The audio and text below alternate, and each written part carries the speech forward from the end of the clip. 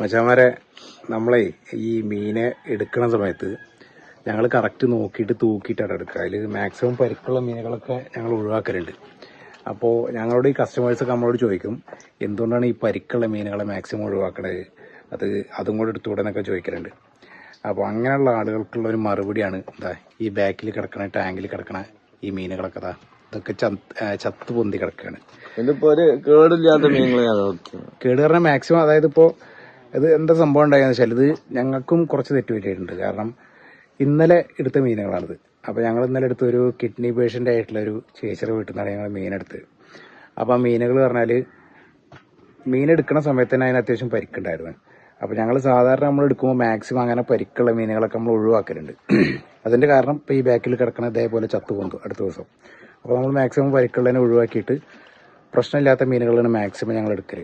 അപ്പോൾ ഇവരെ പറഞ്ഞൊരു പാവപ്പെട്ടൊരു ചേച്ചിയാണ്. അപ്പോൾ അവരുടെ വീട്ടിൽ നിന്ന് നമ്മൾ മാക്സിമം മീനുകളെ, അവർ തന്നെ കുറച്ച് ദാരിദ്ര്യത്തിലാണ്, ആളെ കാണിക്കണമെന്നില്ല ഞങ്ങൾ.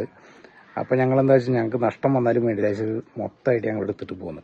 പക്ഷേ മൊത്തം മീനും ഞങ്ങൾ അവിടുന്ന് എടുത്തിട്ട് പോകുന്നു. അതിനിപ്പോൾ ഞങ്ങൾക്ക് നഷ്ടം വന്നാലും വേണ്ടില്ല വെച്ചിട്ട് മാർക്കറ്റിൽ കിട്ടുന്നതിൻ്റെ മാക്സിമം റേറ്റിനേക്കാളും 20 റുപ്യ ഞങ്ങൾ കൂടുതൽ ഇട്ടെടുത്തിട്ടാണ് ഞങ്ങൾ എടുത്തത്.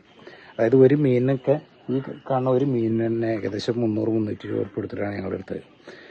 ആ സംഭവം ഞങ്ങൾക്കിപ്പോൾ തൊട്ടടുത്ത ദിവസം ഇന്നലെ കൊണ്ടുവന്ന് ഇവിടെ ഇട്ട് ഇന്ന് രാവിലെ ആയപ്പോഴേക്കും ഒക്കെ പോയി.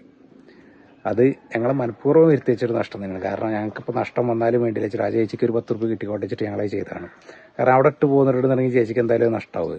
ഇവിടെ കൊണ്ടുവന്ന് കഴിഞ്ഞാൽ ഒരു 80% പോകും, 20% ചിലപ്പോൾ ഞങ്ങൾക്ക് കിട്ടും. ആ ഒരു ഇതിലാണ് ഞങ്ങൾ എടുത്തു കൊണ്ടുവന്നത്. അതിലുള്ള 20% കിട്ടിയില്ല, 100% പോയി.